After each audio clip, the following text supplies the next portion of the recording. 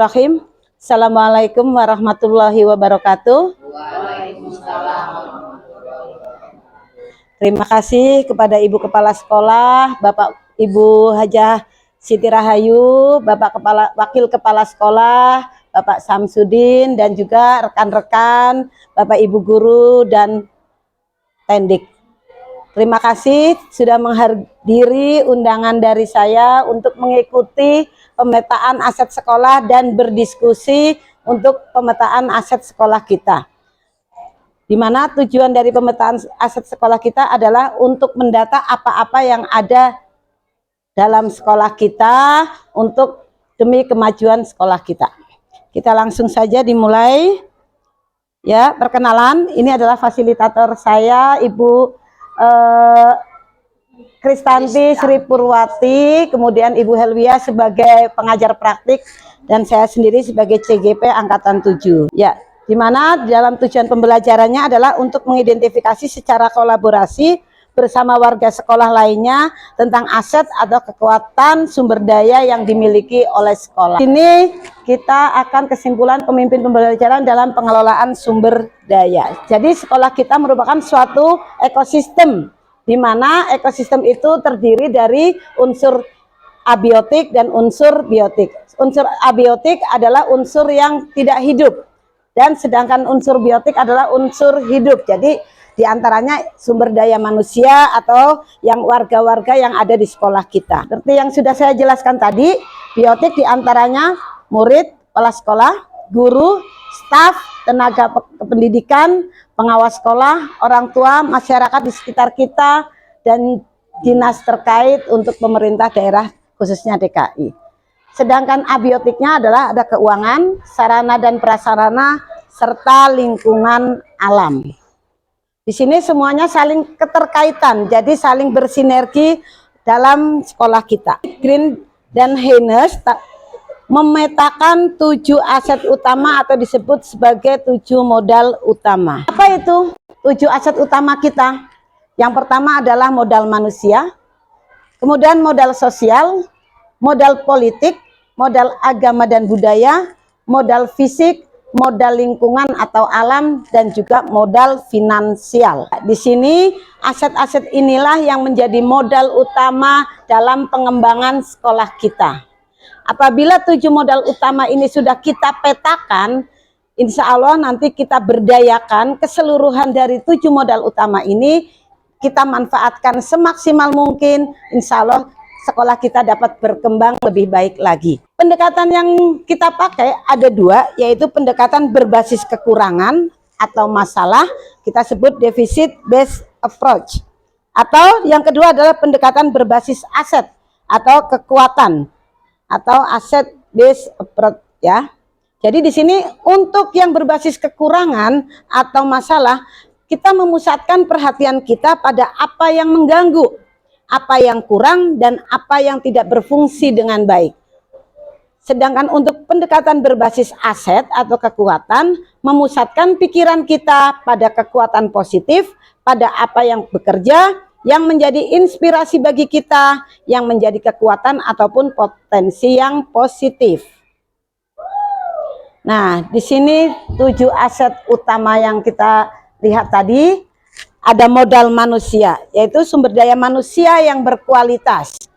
Kemudian modal sosial sebagai norma-norma atau aturan-aturan kerjasama kita dengan pihak lain, di mana pihak yang terkait itu untuk mengembangkan jiwa sosial, baik itu kita sebagai pendidik dan tenaga pendidikan maupun sebagai murid bagi murid kita. Kemudian modal politik. Modal politik di sini dikhususkan untuk Ibu Kepala Sekolah, di mana dalam modal politik ini mempunyai kewenangan-kewenangan untuk bekerja sama dengan pihak lain, memiliki kewenangan untuk memutuskan apakah kerjasamanya itu bisa dilanjutkan atau tidak, melaksanakan kebijakan-kebijakan, apa kebijakan yang diambil untuk kemajuan sekolah kita. Jadi di sini politik di sini bukan berarti politik yang berhubungan dengan pemilu, berhubungan dengan partai politik, itu bukan ya. Jadi kewenangan untuk mengambil keputusan, itu yang dinamakan modal politik. Kemudian modal agama dan budaya, sudah kita ketahui warga sekolah kita, baik guru, tendik, murid mempunyai agama yang beragam. Di sini ada 3, kita di sekolah kita, Islam, Protestan, dan Katolik. Kemudian untuk murid juga seperti itu. Untuk budaya, kita pahami di sini bersama ya. Jadi kita berasal dari suku dan ras yang bermacam-macam, karena ini kita berada di DKI, tentunya multi ras ya Bu ya di sini, multi budaya.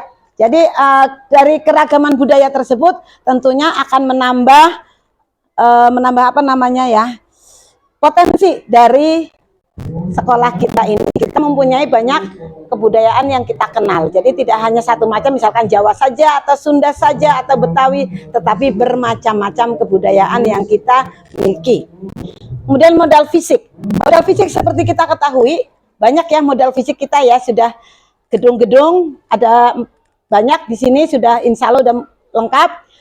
Selain itu juga ada prasarananya, sarana dan prasarananya. Alhamdulillah untuk prasarananya kita sudah lengkap, ada LCD, ada komputer untuk ANBK, kemudian dan perlengkapan lainnya. Demikian juga selain itu alat-alat olahraga, alat-alat olahraganya juga sudah mencukupi di sekolah kita. Kemudian modal lingkungan atau alam, lingkungan di sekitar kita. Kita mempunyai lingkungan yang ada di sekitar kita, contohnya adalah kantor pos, pasar, itu kan ada di lingkungan kita ya, berdekatan dengan lingkungan kita. Itu bisa dijadikan sumber belajar bagi murid-murid kita. Kemudian yang terakhir adalah modal finansial atau modal keuangan.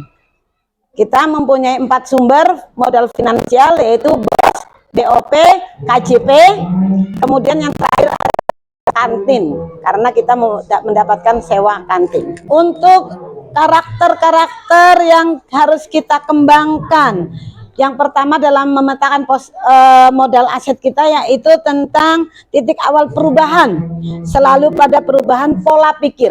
Ini yang utama Bu, jadi pola pikir itulah yang kita titik awal dari perubahan tersebut. Kemudian untuk menciptakan perubahan, sini untuk paparannya sudah cukup. Yang akan kita lakukan selanjutnya adalah memetakan apa sih dari 7 modal utama tersebut. Apa saja yang ada di sekolah kita, baik dari modal manusia, modal fisik, sampai 7 modal yang semuanya tadi kita sebutkan. Silakan Bapak Ibu untuk mengusulkan yang ada di dalam sekolah kita ini. Kita berdiskusi untuk merumuskan modal-modal yang ada di sekolah kita ini. Yang pertama yaitu kita tuliskan untuk modal utama ya Bapak Ibu ya. Diskusi pemetaan aset dengan rekan guru. Ya, modal utama. Silakan Bapak Ibu, adakah yang mengusulkan kira-kira modal utamanya apa saja sih yang ada di sekolah kita? Silakan. Ya, yang ada. Kalau yang ya gini, ya deh, Bapak Ibu. Kebetulan kan kita yang lainnya sudah ada ya, seperti perpustakaan, UKS walaupun paruan dengan Ibu silakan berdiri. UKS walaupun paruan dengan rumah dinas, tapi kita punya ya, karena ruang gudang yang itu nanti buat taman baca. Gitu Bapak Ibu. Ya Pak Sam ya. Itu buat taman baca nantinya. Kesininya itu banyak juga barang-barang tuh baru disingkirin separuh masih ada di sini gitu. Ya. Ya Bapak Ibu, itu ya Bu Arya. Ya tuh ya. Fisik. Ya, untuk modal fisik misalnya. Kemudian silakan Pak Sam, mungkin ada yang iya nggak apa-apa. Waalaikumsalam warahmatullahi wabarakatuh. Oke. Generasi muda ya Pak ya, yang bisa dikembangkan ya, lebih berkembang ya. Dua guru ya, ada yang sudah lulus, mungkin ada yang masih proses kerja sendiri, guru penggerak. Ya. Ini juga merupakan modal bagi sekolah kita di sini. Ya, yang diharapkan nanti ya, 2 orang ini akan menjadi motor. Terima kasih Pak Sam atas masukannya. Jadi bisa kita simpulkan ya Pak ya, untuk usulan dari Pak Sam. Jadi ada aset manusia ya Pak Sam ya, SDM sebagian besar sebagai generasi muda, kemudian yang kedua mempunyai guru penggerak dan 1 calon guru penggerak. di mana strategi pemanfaatannya adalah dapat dikembangkan potensinya terutama dalam bidang IT ya Pak ya, karena kita berkenaan dengan salah satunya. Tulisan. Ya baik Bu, nanti diedit lagi. Kemudian yang kedua, guru penggerak dan calon guru penggerak sebagai motor dalam pengembangan sekolah. Yang ketiga, dipetakan guru sesuai dengan kemampuan dalam mengajar di kelas. Yang keempat adalah kerjasama dan kolaborasi dalam setiap kegiatan. Ada tambahan lagi Pak Sam? Untuk masukannya dalam modal manusia. Tadi yang pertama Ibu untuk modal fisik ya Bu ya, tadi. Nanti aja nggak apa-apa. Ya silakan Bapak Ibu, mungkin ada usulan yang lainnya. Silakan modal mana saja yang ada bisa kita diskusikan. Silakan Bapak Ibu. Untuk pengembangan 7 modal itu. Kalau kita happy-nya kita itu kalau ada juara itu kayaknya agak sulit ya Pak ya. Nah, mendingan menurut saya kita tuh bikin sesuatu yang menyenangkan saja di sekolah kita sendiri untuk anak-anak kita. Misalnya kita memaksimalkan kerjasama dengan orang tua. Misalnya nih, anak-anak itu kan punya cita-cita ya Bapak Ibu. Nah, kita datangkan tuh guru tamu, misalkan ada orang tua yang daftar 11 kali atau 12 kali, kita datangkan orang tua yang punya profesi untuk apa ya namanya? Kalau anak kuliah kan kuliah umum gitu ya, undang keluar gitu, siapa usaha apa sukses itu misalnya. Masuk modal sosial ya. Ya. Dengan orang tua. Nah, kita bikin program mengundang kemarin udah ya. Kemarin sih kalau iya, kalau pemadam itu sebenarnya bagus ya Bapak Ibu, cuma kendalanya kan merusak halaman ya, emang agak rusak juga. Nah, jadi kan kita bisa Sebentar Pak. yang lain. Walaupun sebenarnya juga sih saya lihat ya Bapak Ibu, kan entah gimana caranya. Ya. Itu kurang itu. Jadi kayaknya kalau saya pikirnya kayaknya mendingan kita happy aja sendiri. Membahagiakan di dalam ya. Kita gitu dengan berbagai macam kegiatan. Ya, dengan berbagai macam kegiatan itu sih Bu Ari. Ya. Terima kasih Bapak Ibu. Baik, terima kasih Bu Nuri atas masukannya. Jadi bisa saya simpulkan untuk dari usulan dari Bu Nuri yaitu mendatangkan orang tua sebagai guru tamu ya Bu Nuri ya. Kemudian yang kedua adalah membuat panggung ekspresi di sekolah di mana bisa kerjasama dengan orang tua atau pihak-pihak lain, mengundang pihak-pihak lain sebagai vendor-vendor untuk mensukseskan acara tersebut ya. Baik, terima kasih Bu Nuri atas masukannya. Silakan Bapak Ibu mungkin ada yang akan mengusulkan lain. Di sini titik beratnya adalah kerjasama dengan masyarakat sekitar, terutama unsur-unsur sosial, Pak. Ya, kemarin kita yang sudah pernah kita laksanakan adalah Bu Nani ya, Bu Nani kemarin ya, kerjasama dengan panti asuhan untuk mengasah anak untuk berempati, jadi menyumbangkan sebagian uang jajannya, peduli dengan teman sebayanya, itu Pak yang sudah dilaksanakan kemarin ya. Kemudian yang oleh Pak Syarif juga ketika berbagi dengan anak yatim ya Pak Syarif ya. Ya, itu juga merupakan salah satu dari modal sosial kita Pak.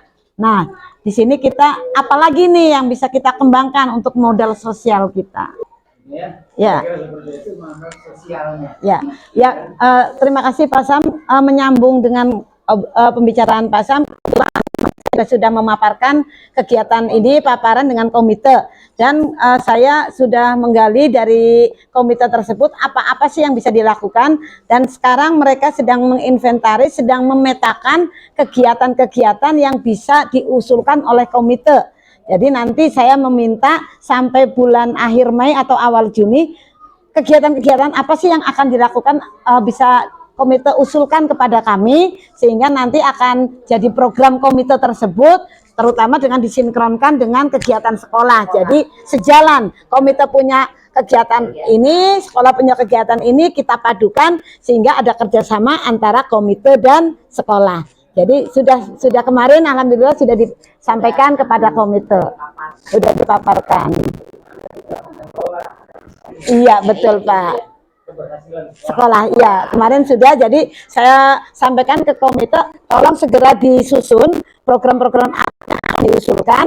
Bila perlu nanti ketika kita taker di awal tahun ajaran baru, kita masukkan usulan dari komite itu, kita masukkan ke dalam program sekolah kita, sehingga begitu ketok palu di tahun awal ajaran baru kita sudah punya program yang bekerja sama dengan komite tersebut, Pak.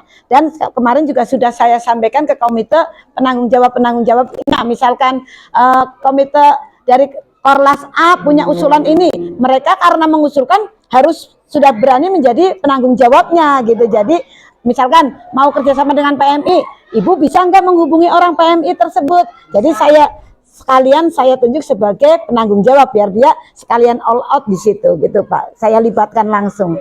Ya, terima kasih. Ya, baik Pak, terima kasih Pak. Silakan Bu Dida, mungkin ada usulan? Boleh, silakan. Kita kan ini sedang memetakan, Bu. Iya. Baik.